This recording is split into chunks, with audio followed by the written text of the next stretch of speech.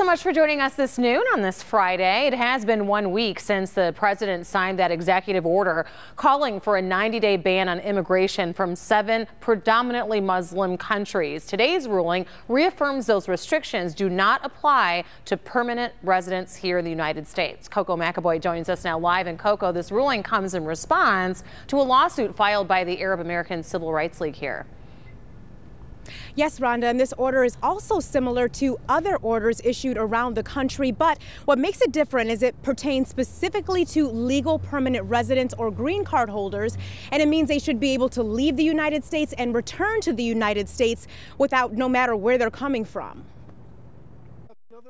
It takes out the ambiguity and anxiety that has been out there with this community because people are afraid. This federal order, issued by U.S. District Judge Victoria Roberts, halts the enforcement of President Trump's executive immigration order, meaning a person who is a legal green card holder should be allowed to enter the United States no matter what country the person is from. They don't trust. They're suspicious out there, and the administration can change their mind tomorrow if they wanted to. So what does that mean for the country? Well, if an official doesn't comply and doesn't allow a legal resident to enter the United States, they will be going against a federal order. This order was issued on behalf of the Arab American Civil Rights League, who filed a suit earlier this week saying President Trump's order was, quote, unconstitutional. There's individuals that have business travels, families, loved ones that passed away that want to go to the funerals, individuals that have dealings around the world that would be affected by this.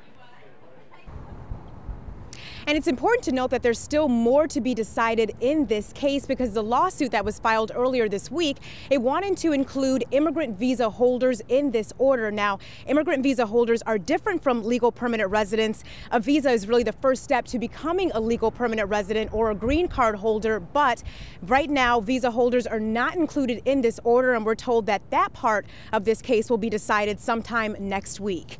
Reporting live this noon, I'm Coco McAboy, Local 4. And Coco, there certainly has been a lot of confusion surrounding all of this since the White House already issued a memorandum saying that this does not impact legal permanent residents. Why was a federal order even issued? Right, and so they actually addressed that in the order. They say the reason why they issued this federal order is because of some of that confusion, saying that they wanted clarification to make sure that legal permanent residents, when they leave the United States, when they return to the United States, they should have no problems. And that is certainly something that you want to know before you leave. All right, Coco, thank you.